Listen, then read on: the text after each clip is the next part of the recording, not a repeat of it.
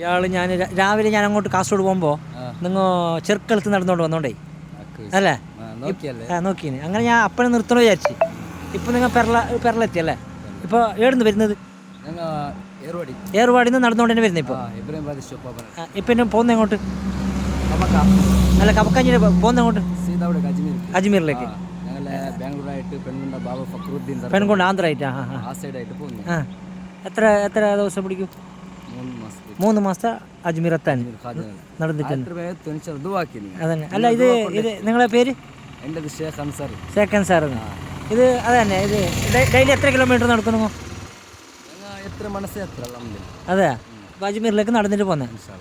എവിടുന്ന് പറഞ്ഞു? ഇരുന്ന് ഏർവാടി. എന്റെ ഷമീർ.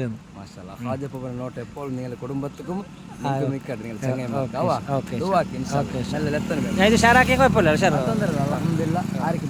ഓക്കെ.